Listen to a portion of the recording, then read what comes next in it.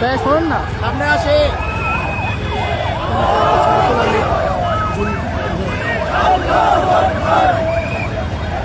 সামনে আসে সবাই।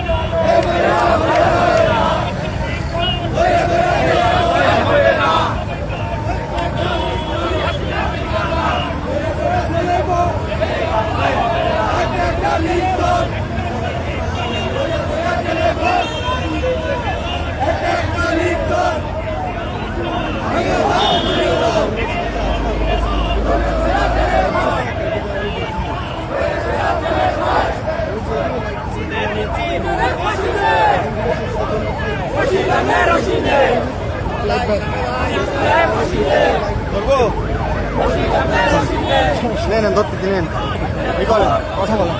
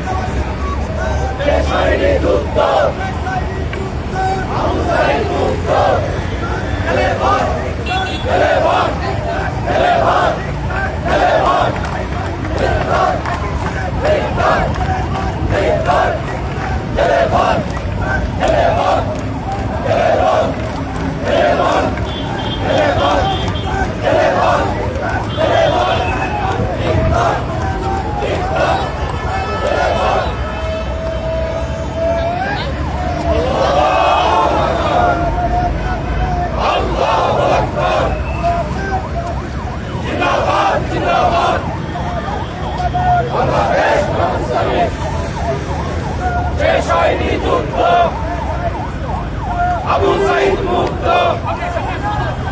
আজাদি আজাদি, গোলামীরা আজাদি, ঢাকা ঢাকা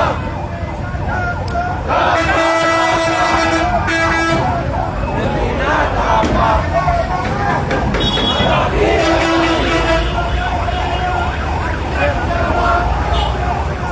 এই বাংলায় হবে না, এই বাংলায় হবে না, এই বাংলায় হবে না, এই বাংলায় হবে না, এই বাংলায় হবে না, এই বাংলায় হবে না, এই বাংলায় হবে না, এই বাংলায় হবে না, রশিদে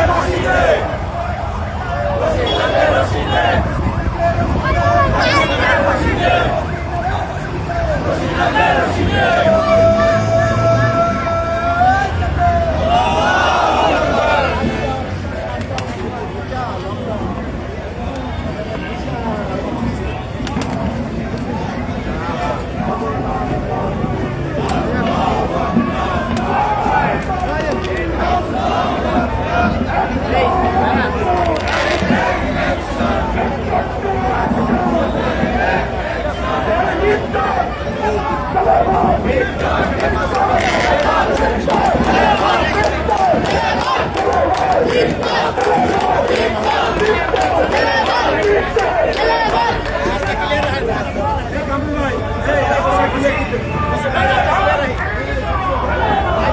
সংগ্রামী বিক্ষুব্ধ জনতা, আজকে এই সন্ত্রাস বিরোধী সমাবেশে অফিসে ঢুকে দ্রুত আমরা ইতিমধ্যে একটি বিশাল মিছিল করে আমার উত্তর প্রাণ কেন্দ্র সেন্টারে এসে অবস্থান করেছে।